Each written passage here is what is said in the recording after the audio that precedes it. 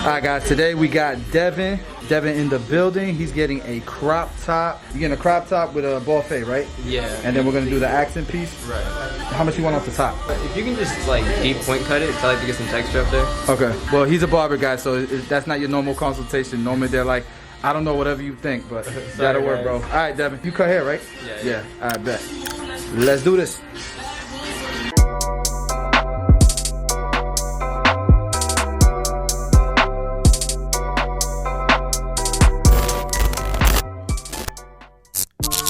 What's up YouTube? How's everybody doing? Thank you guys for tuning in to another haircut tutorial. Today we're going to be doing a crop top with a fade on my boy Devin here. He is a young barber who apparently has been watching the channel for a while, man. I follow him now on Instagram and had a good time cutting his hair, man. Had a good conversation. He's a passionate young barber, so shout out to him. So we sectioned the hair out, and now what I'm doing is block graduation.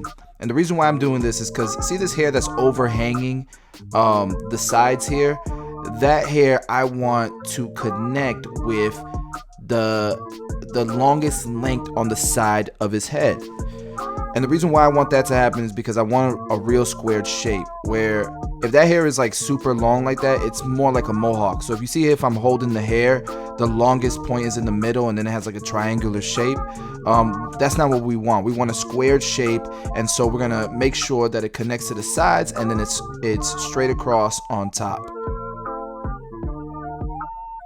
Now, he has a hairline that's very jumpy because he has like a cowlick there.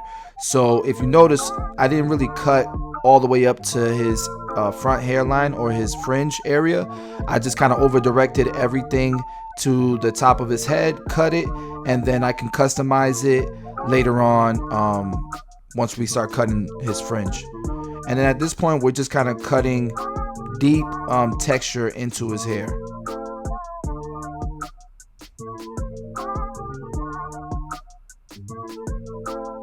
And I'm going at like an aggressive angle here because we do want to cut pieces into each of these sections.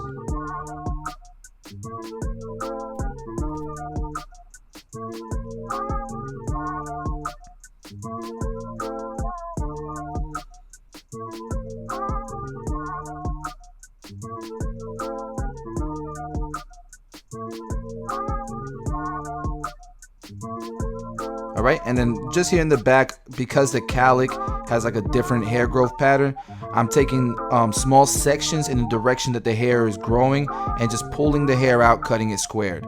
Now we're just kind of slide cutting here to create even more hair texture. And once we blow dry the hair and we add some 245 texturizing powder, you're gonna see the effects of these techniques. You're gonna be able to visualize it, I should say. But already you're seeing some texture in there that I feel like looks pretty good.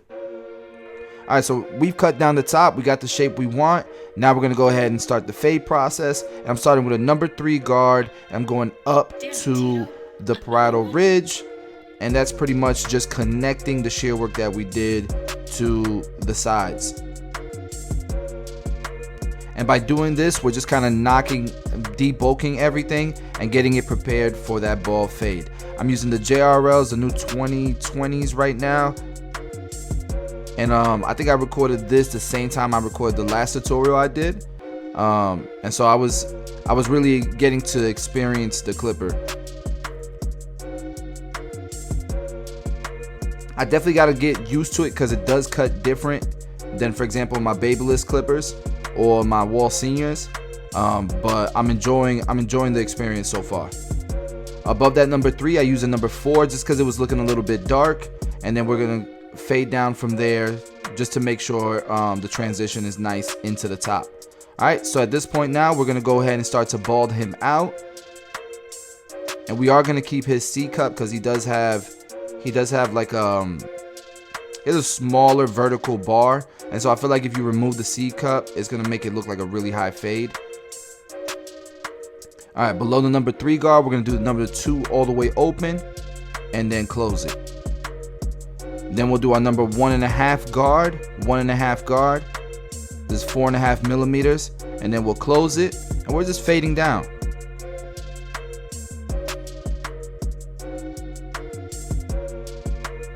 All right, below that we have our one guard all the way open, and then our one guard all the way closed.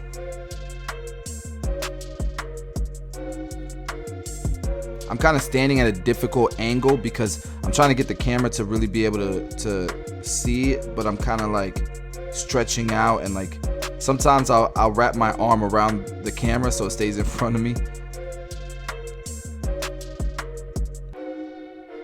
But we're making it work. All right, below that, we're gonna go to a a no guard all the way open. And the reason why I did this is because I was told that the blade opens up to a number 1. So I was just seeing if I could skip the half guard. But to be honest, I'm not used to it yet, so I am gonna go back to that half guard and just clean it up a little bit. All right, so now we're going clipper all the way closed, and we are opening it little by little till we pretty much have finished the fade. And obviously this is the fade before we detail. Detailing, you guys already know how important detailing is to me.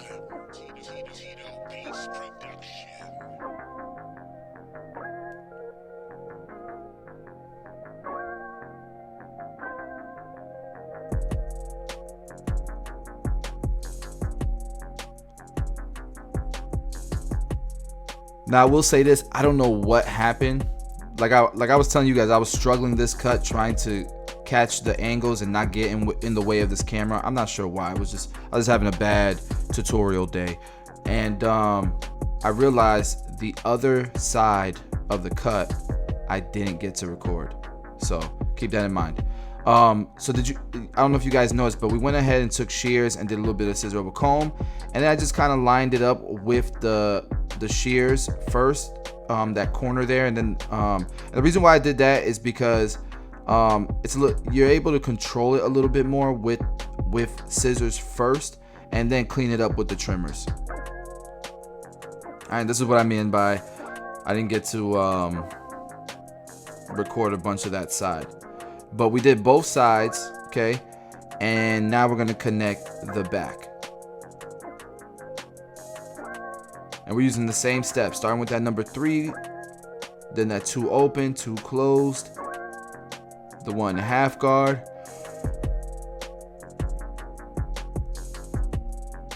and I'm staying in between the occipital bone and the parietal ridge. The parietal ridge is where the head starts to curve into the top of the head. The occipital bone is that like bottom bump, that bottom like protruding bone, right above your neck. So we're staying in between those 2 spots in the back, and that just makes it easier to blend.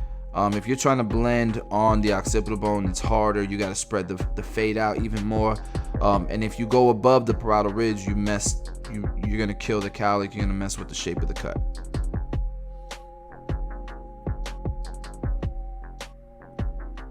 Please do follow along with the color guide at the bottom left corner here. Sometimes I go on my little tangents or whatever, just because I'm trying to give you a little nugget here and there that I don't give on every video, All right, so we're going clipper all the way closed and opening it little by little like we did on the sides. And I'm really focusing on angles here to make sure that everything flows, that the back flows with the sides flows into the back, and it looks like a nice balanced fade.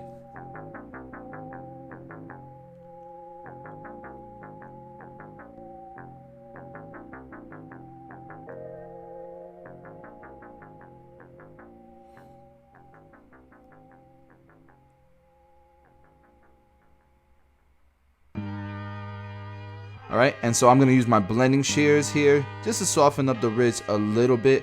I don't wanna like completely take off that ridge, but I do wanna soften it just a little bit. And blending shears do a good job of removing lines as opposed to creating texture and removing bulk.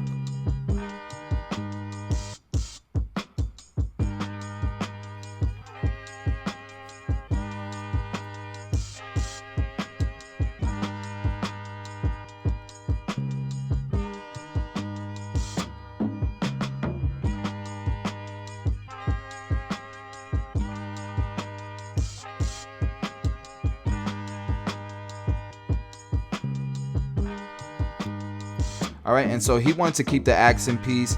I was telling him I wish the accent piece would have been a little bit fuller, a little bit wider, but it is what it is. This is how he came before, and so there's not really much we can do about it. But I did tell him, you know, I did kind of coach him on what it could look like if he went about his that accent piece a different way. Guys, look at the texture, how it's coming out with the 245 pure powder.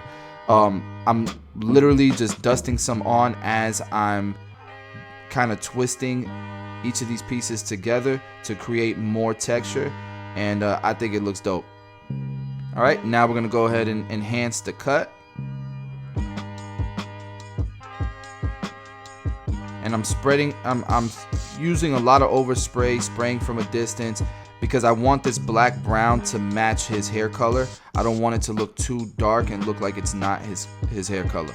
And now I'm just gonna go ahead and detail just to finalize the cut and make sure that it is looking blurry.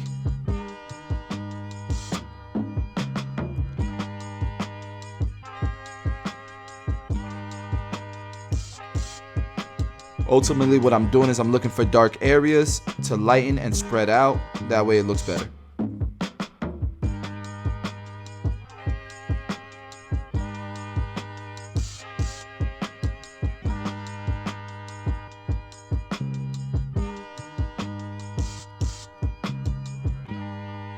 All right, and we never use the shaver, so we finalize it with the shaver.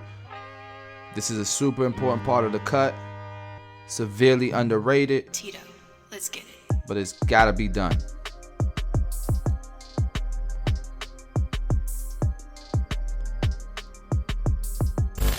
All right, guys. So this is the before, and for the after, we recorded it in a whole bunch of different angles, different lighting, just because I feel like a cut can look totally different, you know, just by stepping outside or going inside or just being under different lighting. Georgia did a good job of getting a bunch of angles here, and towards the end, you're gonna see my boy, God Bless My Hands TV, pretty much tell my client here, you know, that I blessed him. He should be giving me a hug. But yeah, guys, we drop daily content, so if you're new to the channel, please do subscribe. I hope you guys like the cut. Let me know in the comments and smash the like button.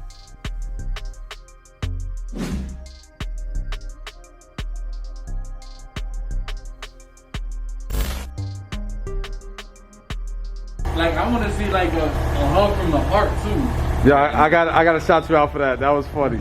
Yo, God Bless My Hands TV with the funniest thing ever. I gotta give him a bear hug when I get up, huh? Hey, let's go bear hug, man. That's gotta come from the depths of your heart. Crazy.